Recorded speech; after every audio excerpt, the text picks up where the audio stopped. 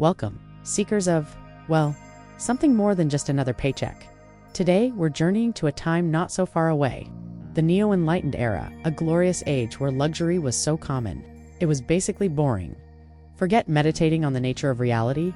The new spiritual gurus meditated on fluctuating interest rates. This is the story of the billionaire monks of the Cashless temple. Picture this, a world so ridiculously abundant that the very concept of a 9-to-5 job became a quaint historical footnote. Something you'd see in a museum next to a flip phone.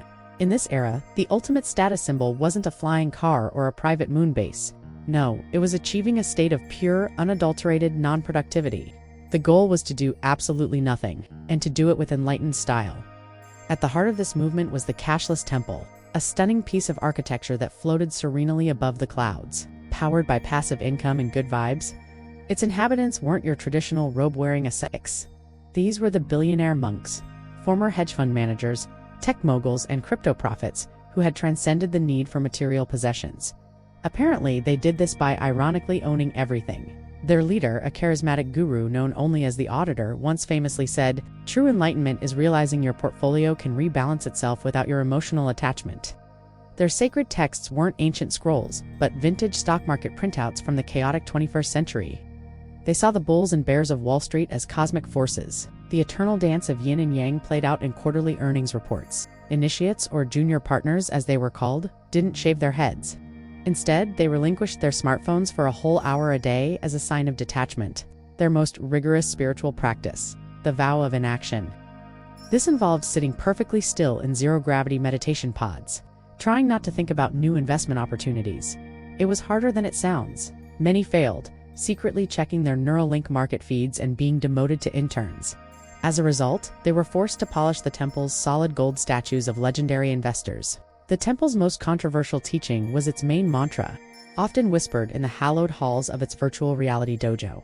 It was a bit exclusive. It went, "If you still have a job, this enlightenment isn't for you."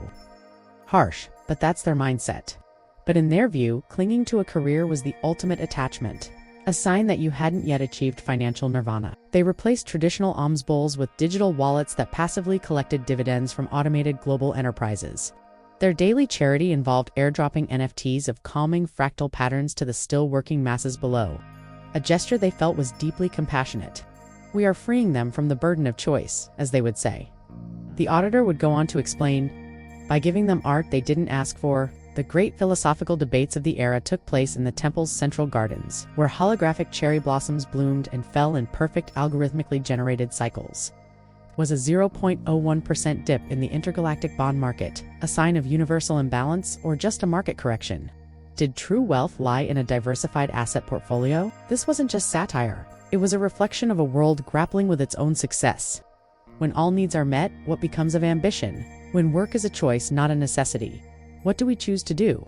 The billionaire monks, in their absurd, luxurious quest for meaning, held up a diamond-encrusted mirror to society. They showed us that even in a utopia of plenty, the human spirit will always search for something to worship. Whether it's a divine being or the elegant simplicity of a perfectly executed tax loophole. So, what do you think? Was this the peak of human evolution or the most elaborate joke ever told? Let me know your thoughts in the comments. If you enjoyed this little trip to the future, make sure to like and subscribe. The affair may end, but the elegance lingers.